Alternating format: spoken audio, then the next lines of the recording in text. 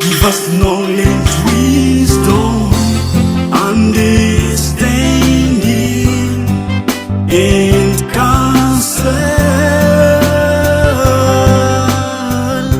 Give us piety, fear of God. Good morning. We are Sunday, the 1st of November, and it's All Saints' Day, a beautiful time for our liturgy. There are many blessed ones, those who have never made a name for themselves. The Church today celebrates all the saints, those whose names are unknown and yet who live with God. This multitude forms the triumphant Church. They have gone before us into the kingdom, and we long to join them one day.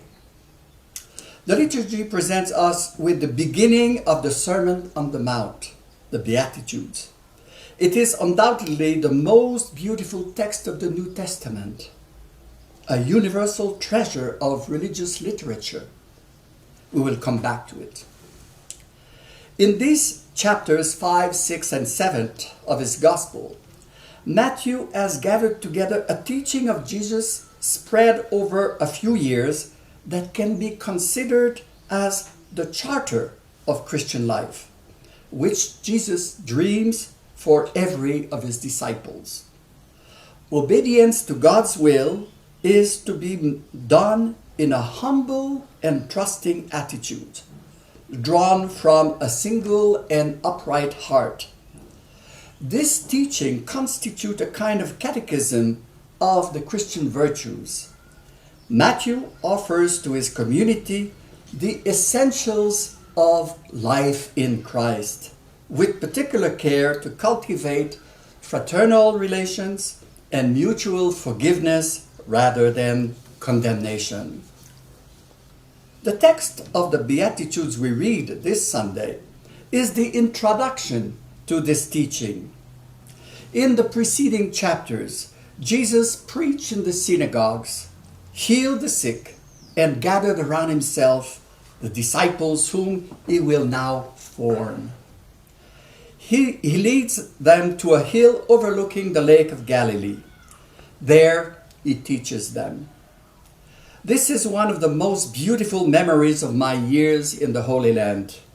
The peaceful setting is in perfect harmony with the message that emerges from this Sunday's reading. Blessed are the poor in spirit, the meek, those who mourn, the merciful, those who build peace, who have upright heart and seek justice. For the kingdom of heaven is already theirs. God has always favored the Anawim, a Hebrew word that means those who are left by the society, those who are humiliated, those who have no rights. The last ones in society are the first in the kingdom. It is like the reversal of values, like in the Song of Mary, the Magnificat. We need to adjust our gaze to that of God. The heart of the gospel is there.